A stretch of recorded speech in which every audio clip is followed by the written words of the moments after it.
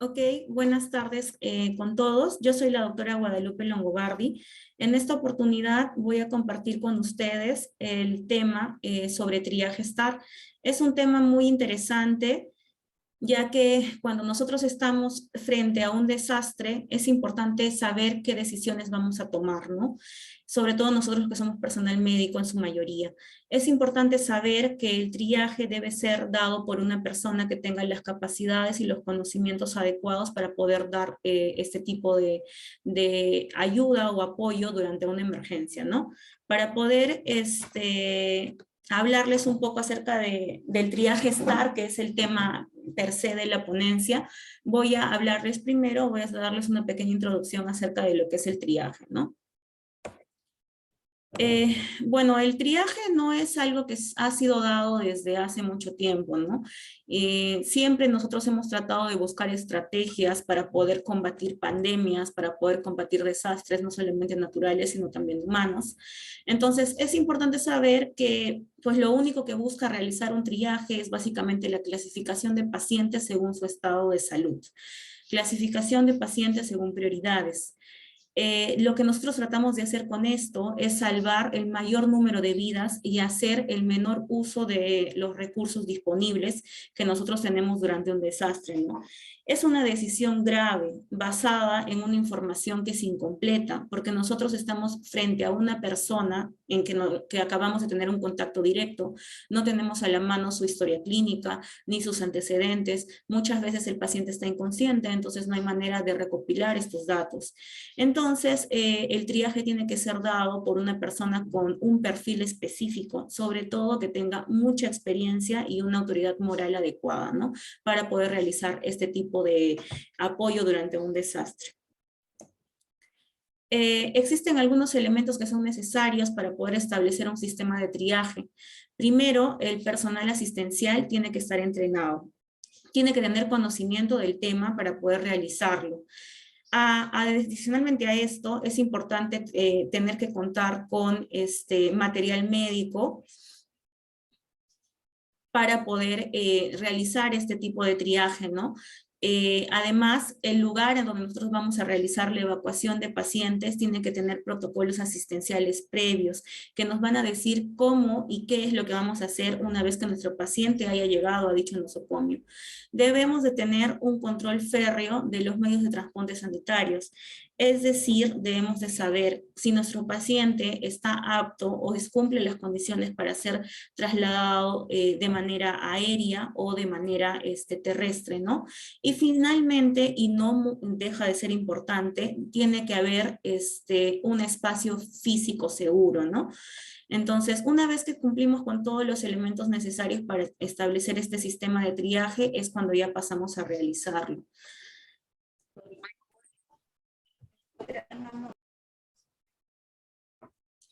Entonces, existen distintos tipos de clasificaciones de triaje. Es importante saber que el triaje STAR, de lo que trata el tema, es una clasificación tetrapolar. Entonces, esto nos dice básicamente que son 4 grandes elementos que lo van a constituir, por eso es que se llama tetrapolar. Nos dice que vamos a tener pacientes que están muy graves, pacientes que son graves, pacientes que son menos graves y pacientes que están muertos o son pacientes catalogados como irrecuperables, ¿no? Dentro de la catalogización de los pacientes muy graves, sabemos que el color que identifica la prioridad 1 en nuestro Sistema Nacional de Salud es el rojo, ¿no?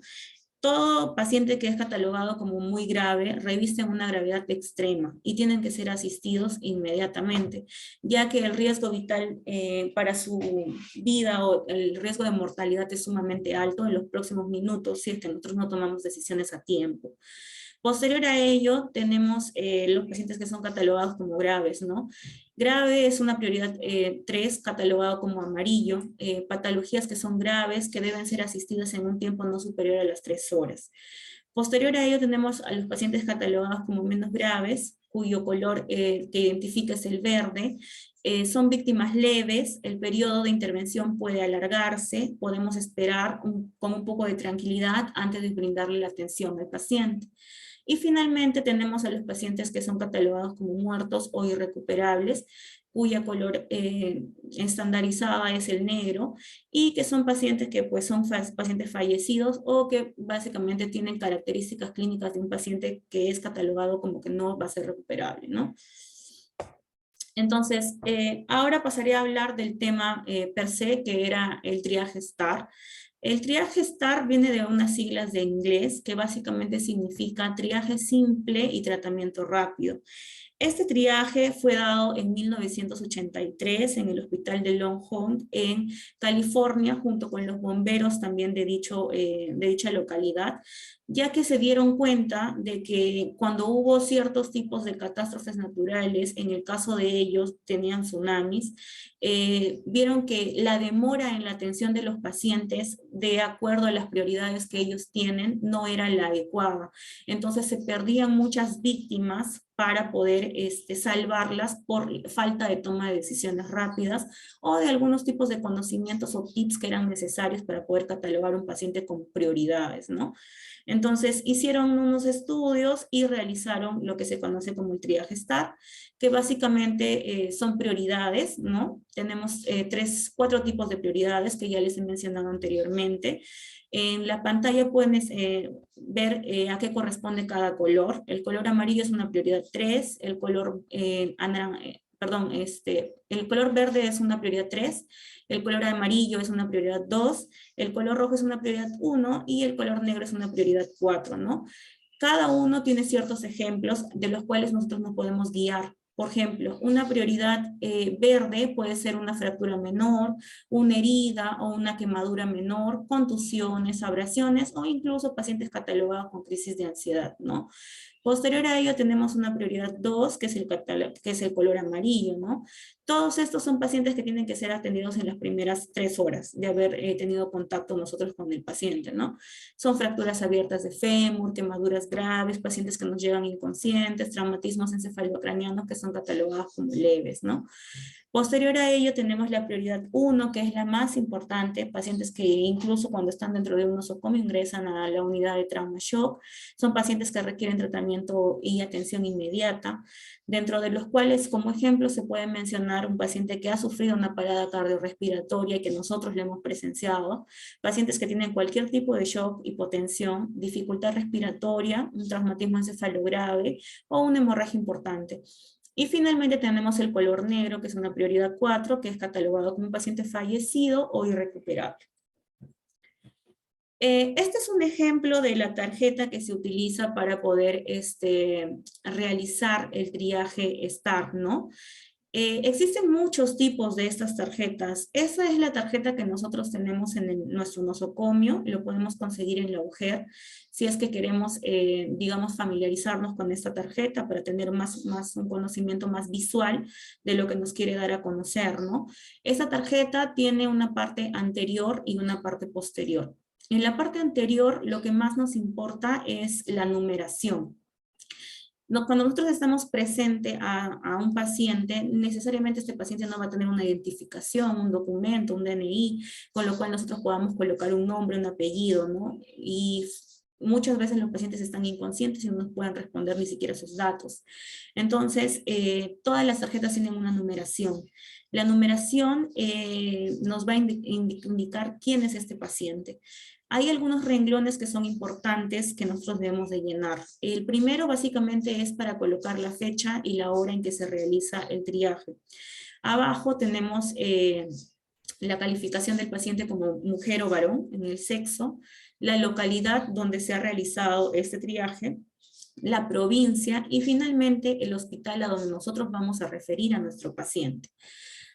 Como pueden ver en la parte inferior, ahí tenemos las coloraciones y el grado de prioridad según la coloración, ¿no?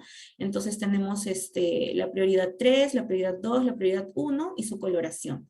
En la parte posterior de la tarjeta tenemos el gráfico de dos cuerpos, anterior y posterior, ¿no?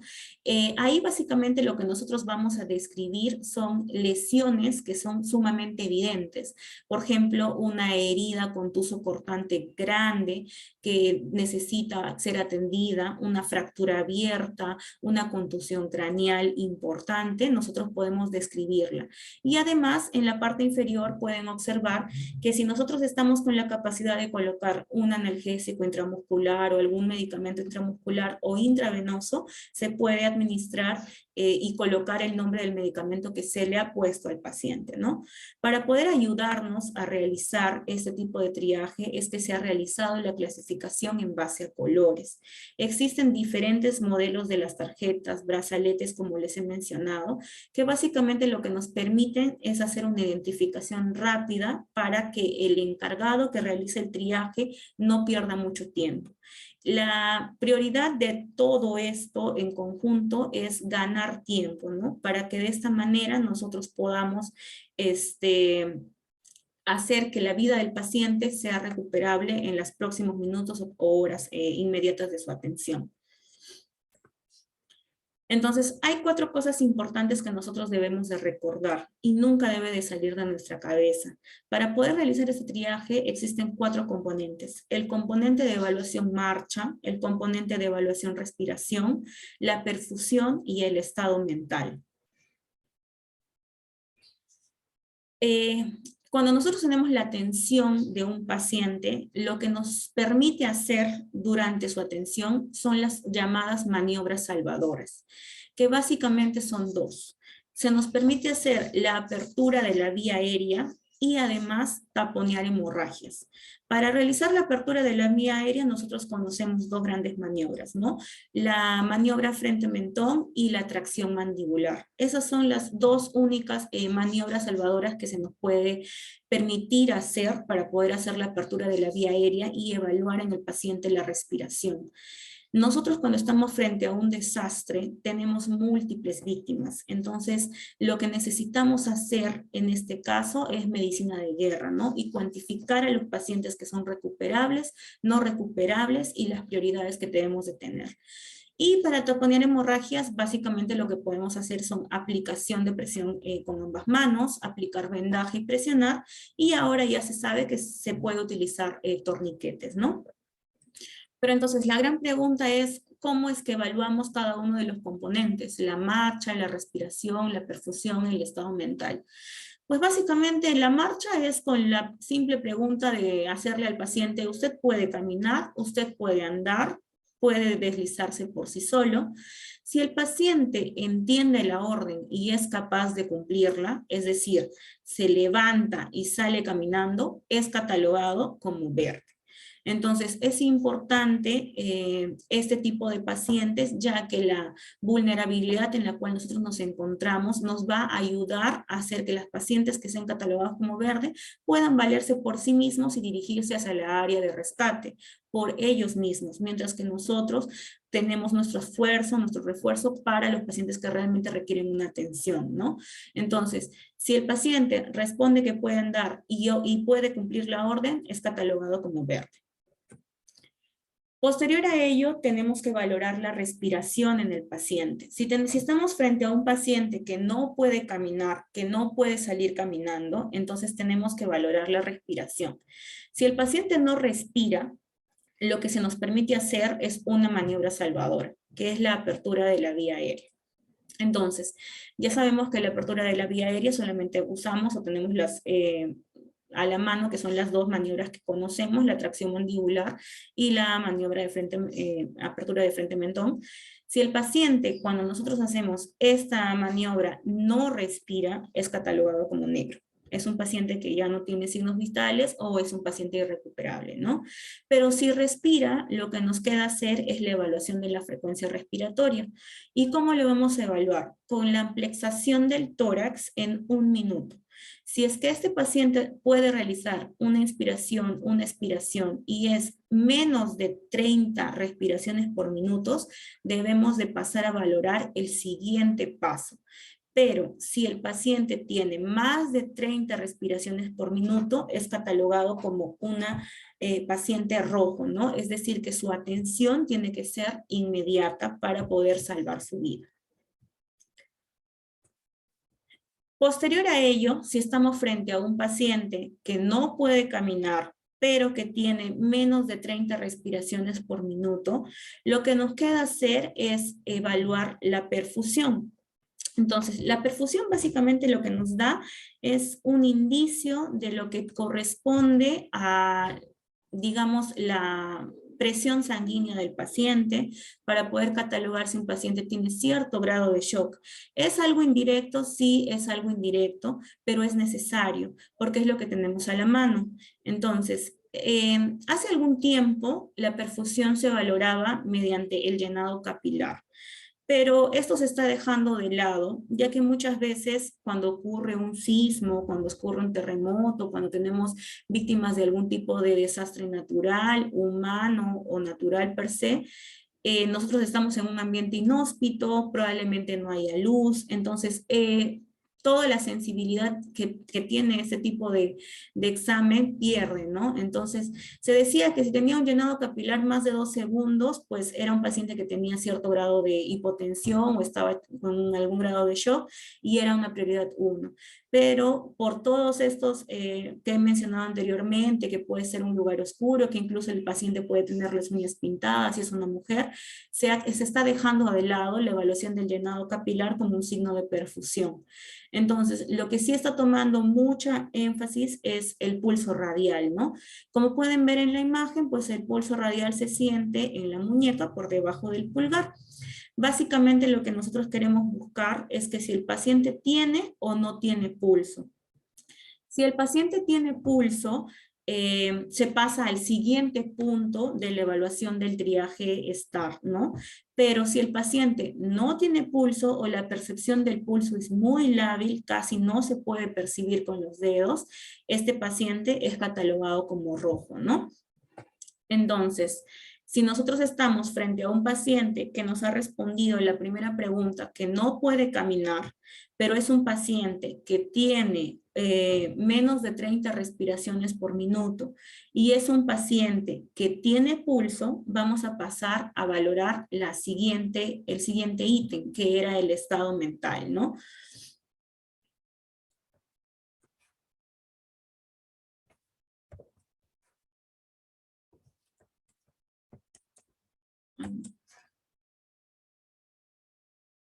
Un ratito, por favor.